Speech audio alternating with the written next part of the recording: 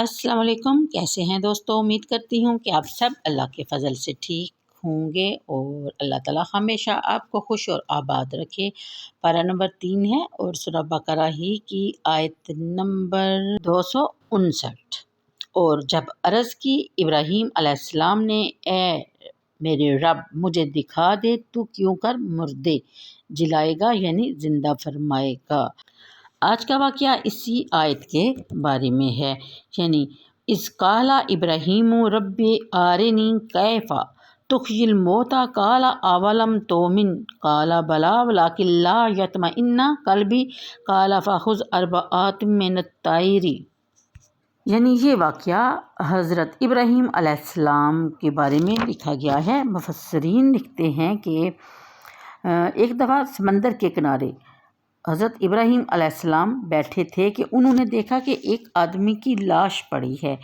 جوار باٹے میں سمندر کا پانی چڑھتا اترتا رہتا ہے، جیسے کہ سمندر کی لہریں آتی اور جاتی رہتی ہیں۔ جب وہ لہریں آتی ہیں تو لاش کو مچھلیاں کھانا شروع کر دیتی ہیں، یعنی اسی پانی کے ساتھ مچھلیاں آتی ہیں اور وہ اس لاش کو کھانا شروع کر دیتی ہیں۔ اور جب لہریں واپس جاتی ہیں، یعنی کچھ دیر تک پانی جب واپس چلا جاتا ہے تو اسی لاش کو چرند پرند درندے یعنی آ کے چیلیں کوے نوچنا شروع کر دیتے ہیں اور کھانا شروع کر دیتے ہیں۔ یہ دیکھ کر حضرت ابراہیم علیہ السلام کے دل میں شوق ہوا کہ آپ خود ملاحظہ فرمائیں کہ یہ مردے کس طرح زندہ کیے جائیں گے۔ آپ نے بارگاہ الہی میں عرض کی، یعنی کہ جس کا ترجمہ ہے کہ مجھے اے میرے رب دکھا دے تو کیوں کر مردوں کو زندہ فرمائے گا۔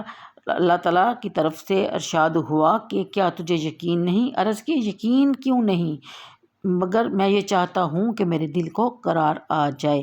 تو اللہ تعالیٰ نے عرض کی تو پھر جا 4 پرندے لے کر آ اور ان کو اپنے ہاتھوں کے ساتھ ذبح کر اور پھر ان کے پر اکھاڑ اور ان کا بوٹی بوٹی یعنی کہ ان کا قیمہ بنا دے۔ چنانچہ حضرت ابراہیم علیہ السلام نے ایسا ہی کیا۔ پرندے کون سے تھے؟ مور تھا، مرغ تھا، کبوتر اور کوا۔ انہیں بحکم الہی ذبح کیا گیا، پھر ان کے پر اکھاڑے گئے، ان کا قیمہ کیا اور ان کو بالکل اچھی طرح، جس طرح کبابوں کا امیزہ ہم یکجا کرتے ہیں، اسی طرح اس قیمے کو یکجا کیا اور مختلف پہاڑوں پر اس کا تھوڑا تھوڑا حصہ رکھ کے آئے اور گردنیں یعنی سر ان کی اپنے پاس محفوظ رکھی اور پھر حکم دیا کہ بحکم الہی چلے آؤ واپس۔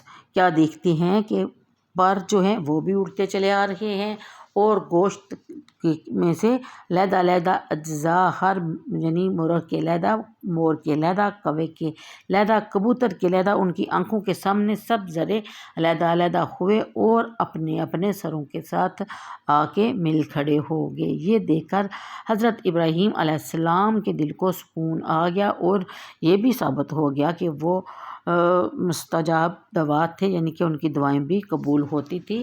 اس آیت کے بارے میں 2 قول ہیں، ایک یہ کہ یہ اس وقت ان کے دل میں خیال آیا جب وہ سمندر کے کنارے بیٹھے تھے، اور دوسرا یہ ہے کہ یہ اس وقت انہوں نے دعا کی جب حضرت ابراہیم علیہ السلام کو اللہ تعالیٰ نے اپنا خلیل کیا، ملک الموت یعنی حضرت اسرائیل علیہ السلام اپنے رب العزت سے اذن لے کر آپ کو یہ بشارت سنانے آئے۔